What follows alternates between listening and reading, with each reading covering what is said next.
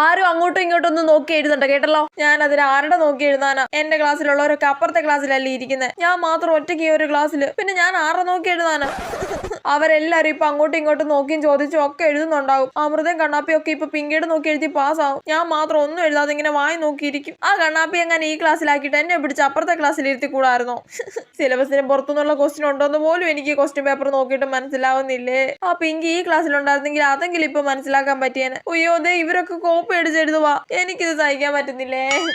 ആരും തിരികെ മറിയുകയോ ഒന്നും വേണ്ട കേട്ടല്ലോ. ആ അതെ മിസ് പറയുന്നത് കേട്ടില്ലേ, ആരും തിരികെ മറിയോ ഒന്നും വേണ്ട. എനിക്കോ കോപ്പി അടിക്കാൻ പറ്റുന്നില്ല, അതുകൊണ്ട് നിങ്ങൾ അങ്ങനെ കോപ്പി അടിച്ച് എഴുതണ്ടോ. അല്ല പിന്നെ ഇനി എക്സാം കഴിഞ്ഞ് പുറത്തിറങ്ങുമ്പോൾ അമൃതയുടെ കണ്ണാപ്പിയുടെ ലൂസിയുടെ ഒക്കെ മോത് സന്തോഷമായിരിക്കും. അയ്യോ അതെനിക്ക് സഹിക്കാൻ പറ്റുന്നില്ലേ. അവർക്ക് എക്സാമിന് ഒന്നും എഴുതാൻ പറ്റല്ലേ. അവരുടെ ക്ലാസ്സിലുള്ള സ്ട്രിക്റ്റ് ആയിട്ടുള്ള ഏതെങ്കിലും ടീച്ചർ ആയിരിക്കണേ. അവരെ അങ്ങോട്ടും ഇങ്ങോട്ടും അനങ്ങാൻ പോലും മിസ് വിടല്ലേ. സൈലൻസ്.